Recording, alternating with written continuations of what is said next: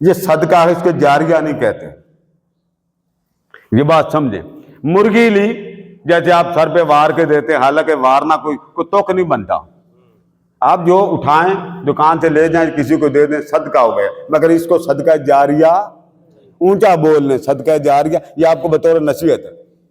حضور نے کیا فرمایا؟ صدقہ ملتا ہے مگر جاریہ. جاریہ کی ڈیفینیشن سمجھ لیں. آپ نے کسی کو کپڑے دے دیے، یہ صدقہ جاریہ نہیں. جب تک پہنے پھٹ گئے صدقہ ختم. صدقہ جاریہ یہ ہے، آپ نے کسی کو پڑھا دیا، خرچہ آپ نے اٹھا لیا، جب تک وہ زندہ رہے گا اس کے ہر عمل کا صلہ آپ کو ملتا رہے گا. یہ ہے جاری. ادھر لوگ نہیں آتے، کول کرا دیا، چہلم کرا دیے، ساتہ کرا دیا، دسواں کرا دیا، بڑی قسمیں بنا لی. اب تو ختم. دینے والے بھی تھک گئے، بابا ہمیں معاف کر دیں. کول دے لیں، چہلم دے لیں، چھٹی. صدقہ جاریہ کیا ہے؟ علم. آپ نے کسی کو پڑھا دیا، میرے آقا نے فرمایا جتنے لوگوں میں وہ کیفیات علم کی پھیلتی چلے جائے گی، اس بندہ وہ جو سنانے والا پہلا فرد بشر تھا، اس کے نام اعمال میں نیکیاں بڑھتی چلی جائیں گی، بڑھتی چلی جائیں گی. فرشی تھا، بدبخت تھا، بیٹے نے نیکی کی، بیٹے نے آگے نیکیوں کا ایسا جال پھیلایا، رب نے بدبختی سے اٹھا کر خوشبختوں میں اس کا نام اعمال شامل کر دیا. یہ ہے صدقہ جاریہ. لوگ دوسرا صدقہ آرام سے دے دیتے. سری لی، صدقہ دے دیا. کلیجی لی، صدقہ دے دیا. وہ بھی صدقہ. تکلیف. صدقہ کیوں ضروری؟ سن لیں صدقے کی بیش کیا.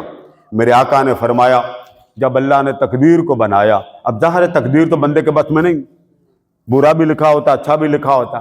فرمایا اللہ نے صرف مجھے ایک نعمت دی. آپ کہتے ہیں نا تقدیر کا رونا، یہ بھی سمجھ لیں. فرمایا مجھے صرف ایک نعمت ایسی دی، اور وہ نعمت ایسی ہے اگر میرا امتی چاہے اس نعمت کے ذریعے، رب نے اگر بری تقدیر بھی لکھی ہے، وہ میرا امتی نعمت استعمال کرے، رب لکھی بری تقدیر ٹال دے گا. لکھی بری تقدیر. آقا وہ کیا فرما؟ الدعاء رد البلا. میرا امتی رب سے دعا کر لے، رب اس کی دعا قبول کر کے اس کی بری تقدیر ٹال دیتا. یہ پہلی امتوں کو نہیں تھی. تقدیر آپ کے ہاتھ میں. ہمارے ہاں عورتیں زیادہ یہ لفظ بولتی تقدیر کا ہی رونا. نہ، مولا علی سے کسی نے پوچھا تھا حضور تقدیر میں سب کچھ لکھ دیا گیا، ہم کیا کریں؟ تو وہ کھڑا تھا آپ کے سامنے. آپ نے فرمایا ایک پاؤں اٹھاؤ. اس نے اٹھا لیا. فرمایا دوسرا بھی اٹھاؤ. اس نے کہا دو بیک وقت نہیں اٹھائے جاتے. فرمایا رب نے یہی لکھا ہے کہ یہ اتنے جوگا ہی ہے. تو جتنے جوگا تھا وہ تقدیر ہے. یہ جبر میں نہیں لکھا، یہی کرنا نہیں. تو انسان کا نام اعمال میں صدقہ جاریہ وہ پہنچتا. دوسری چیز آقا نے فرمایا اور علم ينتفع به. اس نے علم پھیلایا اور لوگوں نے اس علم سے نفع لیا.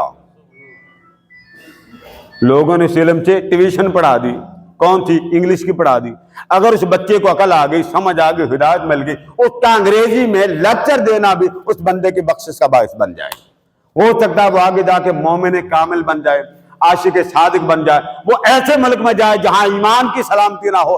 اس نے لٹریچر پیچھے جو انگریزی پڑھا تھا اس کو سمجھ آ گئی ہدایت کیا ہے اور بے ہدایتی کیا ہے، اچھائی کیا ہے، برائی کیا ہے، حق کیا ہے، باطل کیا ہے. پڑھا انگلش کا لٹریچر، مگر اس کے ذریعے اس کو ہدایت کا ایسا مرکز مل گیا.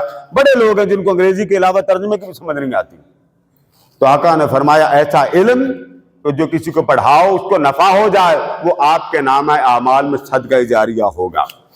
تیسرا آپ نے فرمایا او ولد صالح یدعو لہ، یا اس کی نیک اولاد ہو وہ دعا کرتی رہے گی، رب ماں باپ کے گناہوں کو معاف کرتا چلا جائے گا. بات ختم کر رہا ہوں. اب میں سوال آپ سے کرتا ہوں، عمل کون کر رہا ہے؟ زندہ. اور منتقل کدھر ہو رہا ہے؟ مردے کو. تو آقا دو جہاں کے فرمان تھے، یہ بات واضح ہو گئی کہ جو شخص قبر میں چلا جائے، جب تک میت قبر میں ہے ثواب ملتا رہے گا. امام جلال الدین سیوطی کی بات سنا کے بات ختم کرتا ہوں. میرے آقا نے فرمایا میری امت مرحومہ ہے، یعنی ایسی امت ہے جس پر رحم کر دیا گیا. آقا وہ کیسے؟ فرمایا یہ وفات پاتے چلے جائیں گے قبر میں، گناہ پہاڑ جتنے ہوں گے، جب قبر سے باہر آئیں گے تو نام اعمال میں کوئی گناہ نہیں ہوگا۔ صحابہ نے پوچھا یہ کیا؟ فرمایا اس لیے بعد والوں کی دعاؤں کے صدقے اگلوں کے گناہ اللہ مٹاتا چلا جائے گا۔